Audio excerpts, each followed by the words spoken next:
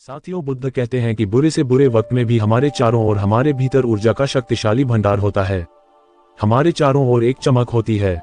जब हम इस आभामंडल को पहचानते हैं या उसके संपर्क में आते हैं तो जीवित, ऊर्जावान, प्रसन्न और शांत महसूस करने लगते हैं।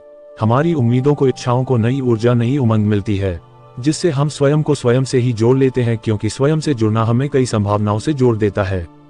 बुद्ध आगे कहते हैं कि दूसरों के लिए हमदर्दी और करुणा भावनात्मक रखनी चाहिए। थकान के पलों में छोटी समस्या हमेशा बड़ी नजर आती है, डर बढ़ जाता है, हम घटना का प्रभाव सही से महसूस नहीं कर पाते। इसलिए प्रकृति के साथ समय बिताना हमारे तनाव और तनावपूर्ण स्थितियों में उत्पन्न होने वाले कार्यों पर असर डालता है। इसलिए ताजी हवा, बहता पानी, चढ़ता और ढलता सूरज आपको अपनी सहज प्रकृति की ओर लौटने में मदद करता है। जरूरी नहीं है कि सभी काम आप स्वयं करें, आपको दूसरों से भी काम करवाना है, उनके लिए भी काम करना है, उनके मन की उदासी भी दूर करनी है, उनकी मदद करने में कभी संकोच न करें। कई बार लगातार दूसरों के, अपनों के दुख सुनते समझते हम खुद बेचैनी से भर उठते हैं। तनाव इतना हावी हो जाता है कि चाहकर भी दूसरों को अपना सहयोग नहीं दे पाते। कितने व्यक्ति हैं जो अपनी और दूसरों की इस समस्या में भावनात्मक थकान को समझ पाते हैं। साथियों, जब आप अपने भीतर नई ऊर्जा का अनुभव करते हैं तो एक जीवंत वातावरण महसूस करते हैं। आप रचनात्मक हो जाते हैं, आपकी जागरूकता बढ़ने लगती है, हमें अपने चारों ओर कई संभावनाएं नजर आती है।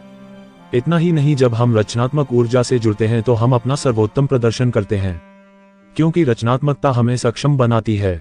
हम में से ज्यादा लोगों ने कम से कम एक बार इस सकारात्मक ऊर्जा का अनुभव अपने जीवन में अवश्य ही किया होगा, चाहे वह हमारे ऑफिस में हो या किसी सफल मीटिंग में हो या घर में कोई नया मेहमान आया हो। इन सब की खुशी, अपने परिवार के संग कुछ खुशनुमा और प्यार भरे पल जो हमने बिताए, वो ये सभी एहसास हमारे भीतर एक नई ऊर्जा का संचार कर देते हैं। लेकिन इतना शानदार एहसास होने के बावजूद हम हमेशा इससे से दूर क्यों हो जाते हैं? साथियों, रचनात्मकता के साथ जुड़ने के लिए स्वयं को हमें बंधन मुक्त करना आवश्यक है, लेकिन हमारे अतीत के कष्टकारी अनुभव हमें ऐसा करने से सदैव रोकते हैं। हमें बहुत ज्यादा पीड़ा होती है, हमारी संवेदनाओं को ये शून्य कर देते हैं, कुछ अच्छा महसूस करने की क्षमता हम में खत्म हो जाती है।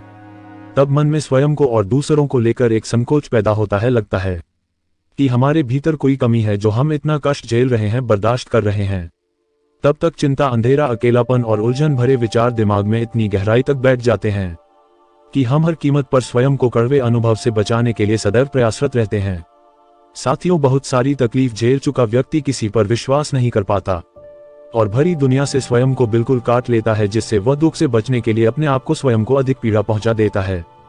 यदि आपका शादीशुदा जीवन बहुत अच्छा चल रहा है तो इस रिश्ते में आपको सकारात्मकता मिलेगी। साथियों, सभी आदमी खराब नहीं होते। जब भी आप जीवन में आगे बढ़ते हैं तो आपको कई इंसान मिलते हैं, उनमें से कुछ खराब होते हैं और कुछ आपका जीवन भर साथ देने वाले होते हैं। अगर आप किसी ऐसे साथी की कामना कर रहे हैं तो आप उसे खोजेंगे। इसलिए अपने डर को छोटा ना करें, अपने दिल को बड़ा बनाएं, ताकि आपके दिल को ठेस लगे भी तो आपको कोई कष्ट ना हो। यदि आप पुराने रिश्तों को छोड़कर नए रिश्ते बनाएंगे तो इसकी क्या संभावना है कि जो रिश्ता आप जोड़ रहे हैं वह आपको दुख नहीं देगा, पर यह भी संभव है कि इस नए रिश्ते में आपको प्रेम, आनंद, उत्साह, भविष्य के प्रति सकारात्मक प्रगति, कई सुनहरे अवसर चुनने का अवसर मिलता है।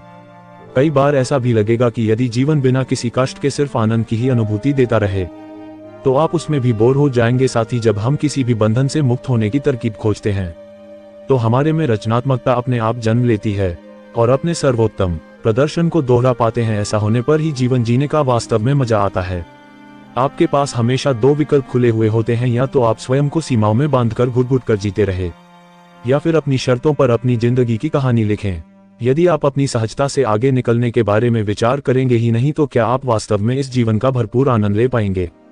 शुरुआत में आपको इस बात पर क्रोध आएगा कि मैं कोई तीसरा विकल्प क्यों नहीं चुनता जिसमें भविष्य में किसी भी प्रकार का दुख ना हो।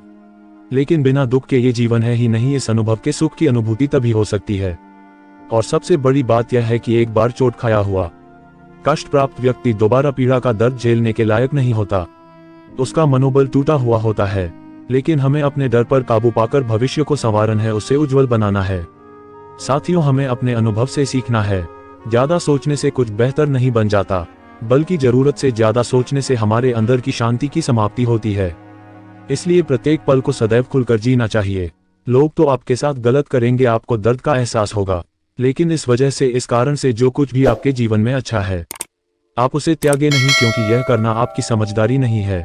साथियों, दूसरों से अपेक्षाएं सदैव रहती है, लेकिन जब वह अपेक्षाएं पूरी नहीं होती तो वह बहुत तकलीफदेह होती है। बेहतर होगा कि आप वास्तविकता में रहे और अपने ही हिसाब से अपने जीवन को जिए, अपनी क्षमताओं के आधार पर अपने जीवन की बुनियाद रखें, उसे उज्जवल बनाएं। बेशक हमें दूसरों की जरूरत अपने जीवन में पड़ती है, लेकिन वह आपके जीवन का आधार नहीं होते, वह कभी बन ही नहीं सकते। अपने जीवन में आने वाले हर एक अनुभव को आपको स्वयं जीना है, वह आपका जीवन नहीं जी सकते। इसलिए पहले अपने अंतर मन से स्वयं को जोड़ें, जिससे आप दुख सुख पीड़ा जैसे भावों से आत्मविभोर हो जाए। आपको दुख और पीड़ा से कोई कष्ट ना हो। आप अपनी सीमाएं तय करें कि किस चीज का कितना संतुलन बनाया जा सकता है।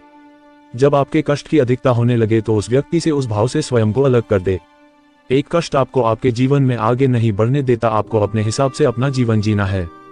याद रखें, प्रत्येक दुख में एक रोशनी की किरण अवश्य छुपी होती है, लेकिन हमें उसे खोजना है, उसे अपने अंदर, अपने भीतर विकसित करना है। यदि आपका स्वयं पर भरोसा है तो आप अपने अनुभवों से सीख लेकर हमेशा सुख प्राप्त कर सकते हैं। कहते हैं कि दुख बांटने से कम होता है, पर हमेशा ऐसा नहीं होता। जो हम दूसरों की देखभाल उनके दर्द को समझने के कारण करते हैं, लगातार दूसरों को दुख दर्द से कराहते देखना हमारा तनाव बढ़ाता है। दूसरों के प्रति हमदर्दी कम हो जाती है। काम और जीवन का संतुलन आजादी तक मांगने लगता है। साथियों, भावनात्मक थकान किसी को भी हो सकती है। अपने अंदर अपराध बोध न पैदा करें। दूसरों के दुख से खुद को बचाने की तकनीक खोजें। इसलिए इस डर से, बुरी खबरों से, दूसरों के दुख से दूरी बनाने की कोशिश करना सामान्य है। इसके लिए खुद को दोष ना दें, सदैव खुद को कुछ ना कुछ समय दें। आप कोई सुपर पावर नहीं है जो उदास या इन हालात से विचलित नहीं हो सकते हैं। भावनात्मक थकान के पलों में छोटी छोटी समस्या बड़ी नजर आती है। डर बढ़ जाता है, हम किसी भी घटना का प्रभाव सही से महसूस ही नहीं कर पाते। इसलिए अपनी सही भूमिका को समझे, जो आप कर सकते हैं उस पर ध्यान दें। किसी को ध्यान करना अच्छा लग सकता है तो किसी को फिल्म देखना, संगीत सुनना, किताब पढ़ना, दान देना। जिस काम में आपको सुकून और शांति मिले वही आपको आराम दे सकता है, वही आपको अपने जीवन में सफलता दे सकता है।